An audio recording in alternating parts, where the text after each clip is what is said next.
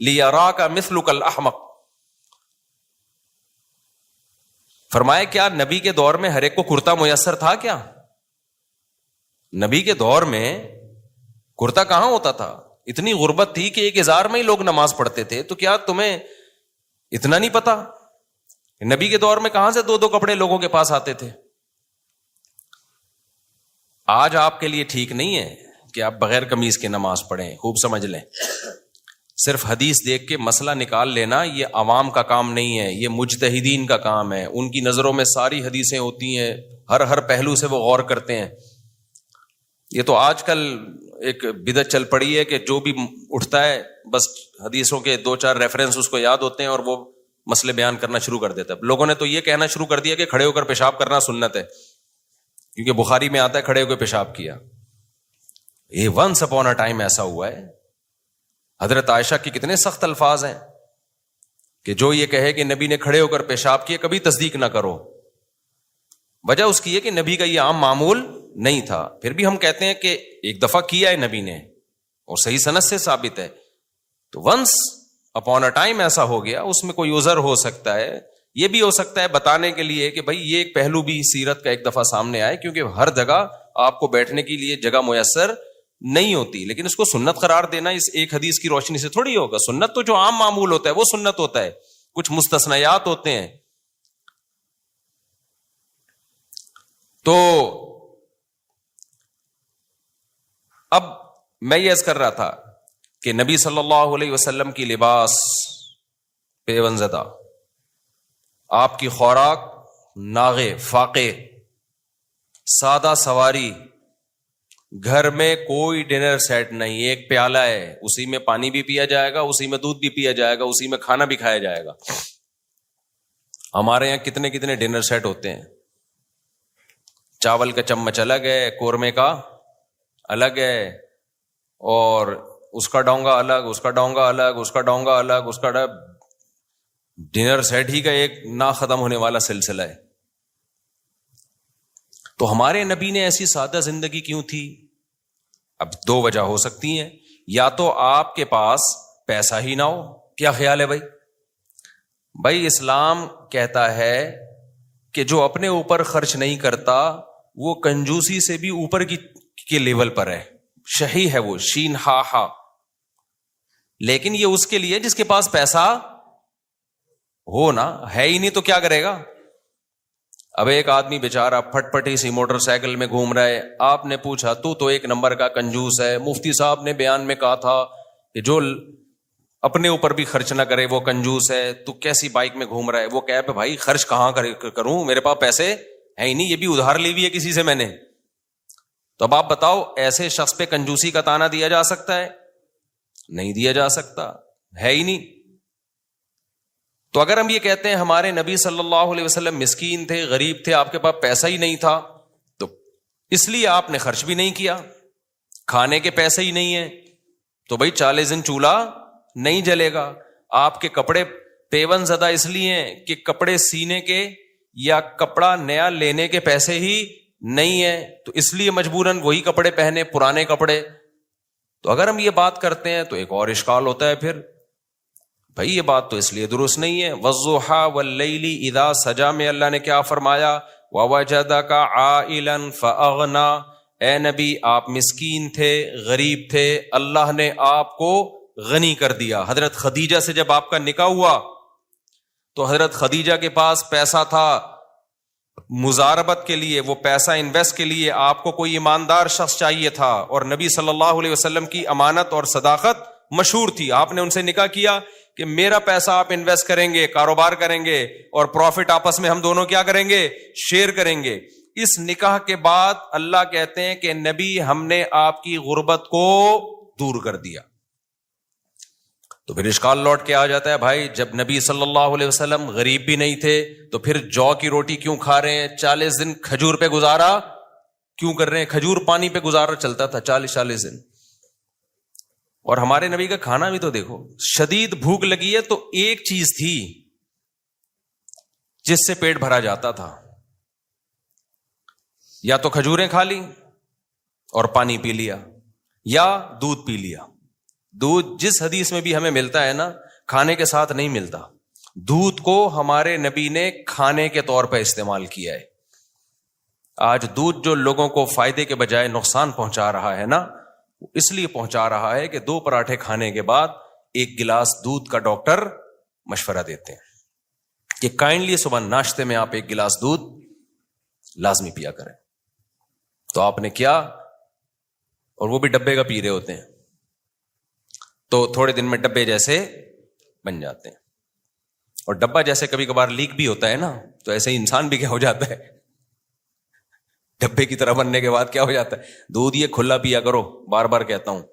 یہ ٹھیک ہے انجیکشن لگا رہے ہیں، غلط کر رہے ہیں، لیکن ڈبے سے پھر بھی بہتر ہے. میری بات بعض دفعہ بغیر دلیل کے مان لیا کرو، اس لیے کہ ہم نے بہت اس کے پیچھے ریسرچ کی ہوئی ہوتی ہے. ایسے ہی بیٹھ کے نہیں ایک دم سے آدمی پھینک دیتا. ڈبے سے 1000 گنا بہتر ہے یہ. جیسے یہ جو جوسز آ رہے ہیں نا، ڈبے کے جوسز، چاہے کتنی اچھی کمپنی ہو، کتنی ہی اچھی کمپنی ہو، بالکل بھی 2 نمبری نہ کرتی ہو، پھر بھی اس سے بہتر ہے پھلوں کا رس خود گھر میں نکال کے وہ 1 چمچ پی لو گے، وہ اس پورے ڈبے سے، اس ڈبے کے 20. اور یہ لطیفے مت سنایا کرو کہ یہ ڈبے کے اوپر لکھا ہوا ہے وٹامن سی اتنا. یہ لکھا ہوا ہوتا ہے، اندر وٹامن سی سوال ہی پیدا نہیں ہوتا. سنگترے کا جوس ملتا ہے نا ڈبوں میں، کہتے ہیں اس میں اتنا وٹامن سی ہے، تو لکھنے پر گورنمنٹ کی طرف سے کوئی پابندی. وٹامن سی تو محفوظ رکھنا بڑا مشکل کام ہوتا ہے، وہ تو ہیٹ سے اڑ جاتا ہے. اور اس میں جس قسم کے اس کو محفوظ رکھنے کے لیے جو کیمیکل ڈالے جاتے ہیں ان جوسز میں، وہ کیمیکل وٹامن سی کی ایسی کی تیسی ہوگا. Vitamin C once upon a time, اب نہیں ہے اس میں. تو خیر یہ ٹاپک پھر ادھر ادھر ہم نکل جاتے ہیں. تو یہ ڈبے وبے بس ہوتے ہیں. اچھا خیر، تو دیکھو یہ بڑا مسئلہ میرے ساتھ، اچھی بلی بات چل رہی تھی. ہاں، تو نبی صلی اللہ علیہ وسلم دودھ جو پیا کرتے تھے شدید بھوک کی حالت میں، بس دودھ ہی کھانے کے. اس لیے نبی نے فرمایا کہ لا یجزئ من الطعام والشراب الا اللبن، او کما قال صلی اللہ علیہ وسلم. فرمایا دودھ ایک ایسی چیز ہے جو پینے سے بھی کافی ہے اور کھانے سے بھی کافی ہے، یعنی پیاس کے لیے بھی اور کھانے کے لیے بھی. آپ کو پیاس بھی لگ رہی ہے، بھوک بھی لگ رہی ہے، تو آپ نے دودھ کی تعریف کی. فرمایا دودھ پی لو، پیاس بھی ختم اور بھوک بھی ختم. کئی حدیثیں ایسی کہ شدید بھوک میں آپ صلی اللہ علیہ وسلم جب گھر تشریف لائے تو شدید بھوک کی حالت میں پوچھا کچھ کھانے کو ہے، تو دودھ کا پیالہ پیش کیا گیا، آپ نے دودھ پیا اور بس سیر ہو گئے. تو ہم لوگ جو دودھ پی رہے ہیں شدید بھوک میں نہیں پیتے. ہم لوگ شدید بھوک میں تو پہلے تو پھوڑیں گے طبیعت سے کہ یار مزہ نہیں ہے یار، پہلے طبیعت سے پھوڑ پھاڑ کے پھر اس کے بعد 1 گلاس دودھ پی کے سو جائیں گے. اور بعض دفعہ ایسا سوتے ہیں کہ صبح پولیس بھی نہیں اٹھا سکتی، ہمیشہ کے لیے گہری نیند میں چلے گئے. خیر، تو اب سوال پیدا ہوتا ہے، رسول اللہ صلی اللہ علیہ وسلم کو اللہ نے اگر پیسہ دیا تھا تو یہ لائف اسٹائل کیوں تھا، اتنا مسکینی والی زندگی کیوں گزاری؟ اور اگر پیسہ نہیں دیا تھا تو سورہ والضحیٰ میں اللہ نے یہ کیوں فرمایا کہ اے نبی ہم نے آپ کو غریب اور مسکین پایا، ہم نے آپ کو غنی کر دیا. حضرت خدیجہ سے جب نکاح ہوا تو نبی کی غربت دور ہو گئی. یہ اشکال سمجھ میں آ رہا ہے کہ نہیں آ رہا؟ یہی وجہ ہے کہ لوگ اشکال کرتے ہیں کہ یار نبی کے لائف تو ایسی تھی، اور دیکھو یہ آج کل کے نیک لوگوں کو دیکھو. لو، ہمارے نبی ان مالداروں میں سے ہیں جن کو اللہ نے دولت دی، لیکن صبح آئی دولت تو شام ہونے سے پہلے ساری صدقہ، شام کو آئی تو صبح ہونے سے پہلے ساری صدقہ. پیسہ رکھا نہیں آپ نے. کنجوس اس کو کہتے ہیں پیسہ رکھے اس کے بعد خرچ نہ کرے.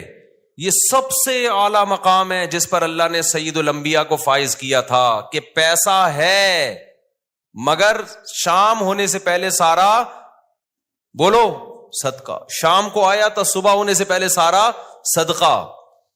اتنا بڑا ظرف اگر کسی کا ہے کہ وہ رکھتا ہی نہیں ہے پیسہ، وہ سارا صدقہ کر دیتا ہے، خرچ کر دیتا ہے، اتنا بڑا ظرف اگر کسی کا ہے تو اس کے لیے یہ جائز ہے کہ دولت کے باوجود وہ پیون زدہ کپڑے پہنے.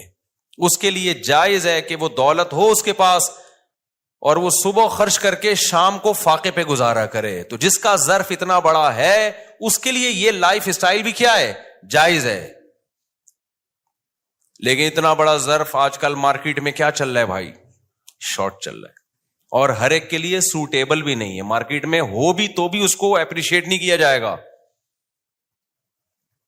سمجھتے ہو کہ نہیں سمجھتے ہو؟